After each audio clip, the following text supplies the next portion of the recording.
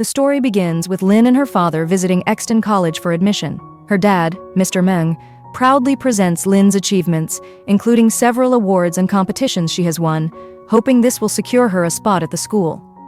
He believes that studying here will help her get into MIT. The principal is clearly impressed, but she wants to hear Lynn's thoughts. Lynn says she'd love to attend because it's one of the top schools and has some of the wealthiest students. Still, she admits their financial situation isn't great, and a public school might be more practical since they can't even afford transport, let alone tuition. But the principal, impressed by Lynn's academic record and intelligence, offers her a scholarship. She believes Lynn can bring recognition to the school. To mark this achievement, Lynn's father buys her the school uniform and promises to support her however he can, telling her that her late mother would be proud. Lynn, however, dreams of going to music school in New York. She shares this with her dad, but he disagrees. He believes MIT is the better path for her, which leaves Lynn feeling disappointed. The next day during registration, Lynn meets Grace, one of the most popular girls in school. The principal assigns Grace to help Lynn settle in. During lunch, Lynn solves a difficult math question for Grace in just a few seconds, something Grace had been struggling with for hours. Realizing Lynn's intelligence could help her keep her grades above 3.0 GPA, Grace begs Lynn to tutor her. Lynn agrees. When the midterms arrive, Lynn quickly finishes her math test. Seeing Grace struggling, she decides to help. While the teacher isn't looking, Lynn writes her answers on an eraser, hides it in her shoe, and subtly tosses it to Grace. Grace hides it just in time before the teacher starts checking desks. To make it less suspicious, she tosses her own shoe back, but it doesn't reach Lynn. So Lynn stands up, puts on the shoe, and since she's already done, she submits her paper.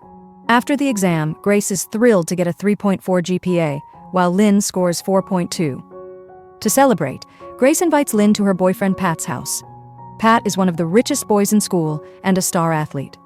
While hanging out, Lynn finds out that Grace has told Pat about the exam help, and now they want her to do the same for Pat and his friends. They offer her $200 each and promise to help her raise enough money to chase her dream of attending a music audition in New York, which will cost about $112,000. Pat's father is a well-known tech lawyer who's putting pressure on his son to get into Columbia University. If he doesn't get good grades, his father threatens to cut him off completely. Lynn, being clever, uses her piano experience to create a secret hand signal system to help them cheat during exams. She teaches them simple finger movements to represent multiple-choice answers. She also tells them they'll have to guess anything they don't catch in time. The trick works well. Pat's grades jump, and his parents are so pleased they buy him a new car. Grace also gets selected for her acting audition. Meanwhile, Lynn submits her audition video to Juilliard, the prestigious music school in New York. She's now making good money from her secret exam help business and even buys her dad some new clothes. Grace then shows Lynn a new mobile app idea that could make their system even bigger. But before they can talk further, Lynn is suddenly called to the principal's office. Nervous, she finds another top student, Bank, already there. Instead of trouble, the principal tells them about a scholarship opportunity offered by a school sponsor. The winner can choose any university they want after graduation. He encourages both Lynn and Bank to compete. That night, Lynn lights incense at home and prays to her late mother for strength. On the other side, Bank returns from delivering food and sees a group of thugs smoking outside his mother's store. He politely asks them to move away, but they ignore him. He pretends to call the police, and the men leave even though the phone call was fake. The next day, a student approaches Bank and says he has a learning disability. He offers Bank $300 to help him during the exam. Bank is touched, but still says no. The student begs again, admitting he tried Lynn's hand signal method, couldn't learn it. Still, Bank refuses and goes into the exam room. During the exam, Bank notices that same boy trying to cheat off Lynn, but he stays silent. Then he realizes the test papers are different. He asks the teacher and learns the school printed 2 versions of the test to prevent copying. This change shocks the group who had planned to cheat. Now with time running out, Lynn scrambles for a new plan. Bank finishes early and submits his paper, clearly suspicious of the students but keeps quiet. At 10 a.m. with 30 minutes left, Lynn finishes one paper and raises her hand, signaling the others to prepare. Grace copies her and everyone starts shading answers using the hand signals. After they all submit their first set, Lynn quickly swaps her paper with the boy next to her and begins solving the second version of the exam with just 10 minutes left. Pat silently prays for help. Lynn signals again, guiding others to start answering. Even when time is up, Lynn keeps tapping and the students keep writing until the teacher stops her. After the exam, Everyone is thrilled except Lynn. She's nervous when she's called back to the principal's office with the boy who sat next to her. She learns Bank reported the boy for cheating, saying he copied Lynn's answers. The boy denies it, but the principal is disappointed since the boy is the son of a state attorney and has been failing. The exam monitor enters and says cheating wasn't possible due to the different question sets. The principal is about to dismiss them when she notices both versions of the test were solved on Lynn's scratch paper. Realizing this, Bank understands Lynn was the mastermind. Lynn's father is heartbroken. He begs the principal to forgive her and promises she'll never repeat such behavior, but the damage is done. Lynn avoids being expelled only because of her positive impact on the school, but she loses her scholarship and her shot at the prestigious Cartwright Scholarship. She is devastated. Her father scolds her at home, saying her actions for the sake of her music dream have now ruined her free education. He warns her to stay away from her friends and has even asked the school to transfer her to another class. Now it's their final school year. Lynn helps her father at their family laundromat while he also drives for Uber to pay the tuition. One day, Grace calls Lynn to meet her at Pat's place, saying she has something important to share. When Lynn arrives, Grace introduces her to Pat's parents. They tell Lynn they know how much she helped their son's grades improve. After trying everything to help him academically, nothing worked except Lynn's method. Now, Pat's dad wants her help one last time to make sure Pat gets high SAT scores and enters Columbia University. In return, he promises to give Lynn all the tools she needs and even sponsor her dream of going to music school. Lynn dreams of studying in New York, and while she's tempted by the new offer from Pat's family, she plans to say no. She wants to focus on graduating first. But before she can speak, Grace quickly jumps in and tells Pat's parents that Lynn is just overwhelmed and will respond soon. Later, Grace tries one last time to convince Lynn. She suggests that all three of them could move to New York together and share an apartment. But Lynn thinks cheating on the SATs is way too risky. As she watches the news, Lynn hears about an event happening in another state. That's when she realizes something: the time zone difference between cities could work in their favor. The idea sparks a new plan. The next day, Lynn meets with Pat and Grace and shows them a time zone chart. The SAT exam will first be taken in Philadelphia, 3 hours ahead of Seattle. Lynn proposes that she fly to Philadelphia, take the test early, memorize the questions and answers, and then send them during the break to Pat and Grace through a flip phone.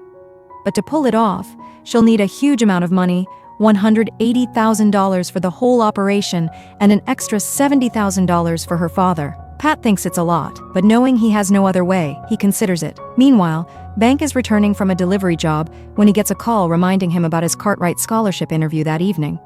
But before he can go, he's attacked by a group of thugs who beat him up and toss him in a dumpster. Back with Lynn and her team, they begin recruiting more students to raise the funds. Pat starts teaching the new group the secret code for cheating, using 2B pencils with different shading levels, darkest for A, lighter for B, and so on. Each pencil represents a section of the test, and they assign them accordingly.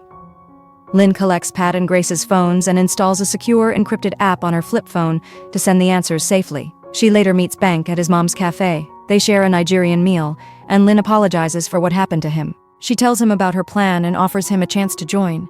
The money involved could help him become financially free, but Bank refuses. He wants to graduate honestly. Lynn leaves her contact card with him in case he changes his mind. While the team continues to plan, Bank surprises them by returning and asking, "What's my cut if I help?" They tell him he'll get $150,000 and that's enough to convince him. Lynn chooses a low-security school in Philadelphia to take the test. But to stay anonymous, they'll need fake passports. Bank says he knows someone who can make legit-looking documents. To cover their absence from school, Lynn creates a fake quiz sheet saying they have a competition in Philadelphia. Then she and Bank begin practicing how to memorize answers and send them through the flip phone during breaks. After several practice rounds, they finally succeed in remembering everything accurately.